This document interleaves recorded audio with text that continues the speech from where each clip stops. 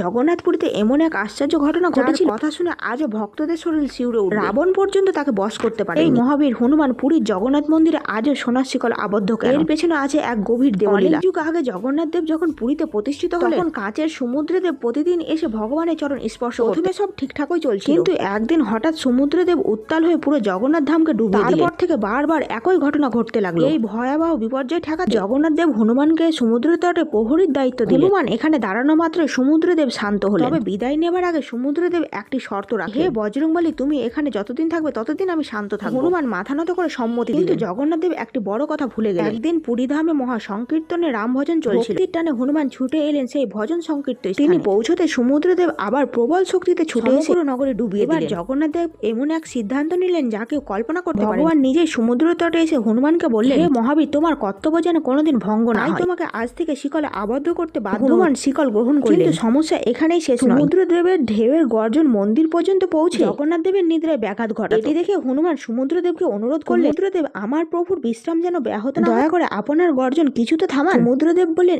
এ গর্জন আমার নয়, পবন দেবের প্রবাহেই বলুন। হনুমান পবন দেবের কাছে গেলেন। পবন দেব হেসে বললেন, পুত্র, পুরীতে আমার আসা অসম্ভব, তবে একটি উপায় আছে। আজ থেকে আমি উল্টো দিক থেকে প্রবাহিত হব। সেই দিন থেকে আজ পর্যন্ত সমুদ্রদেব আর কখনোই পুরী শহরকে স্পর্শ করেননি। মন্দিরের ভেতরে সমুদ্রের কোনো গর্জন শোনা যায় এবং জগন্নাথ দেবের মন্দিরের পতাকা আজও বাতাসের বিপরীত দিকে উঠতে দেখা যায়। এই স্থানে জগন্নাথ দেব নিজ হাতে তার ভক্ত হনুমানকে শিকলে বেঁধেছিলেন। আজও সেই স্থানে প্রতিষ্ঠিত শিকল বাঁধা হনুমান মন্দির। আপনি যদি প্রভু জগন্নাথ দেবের ভক্ত হন, তাহলে কমেন্টে জয় জগন্নাথ লিখে দিন।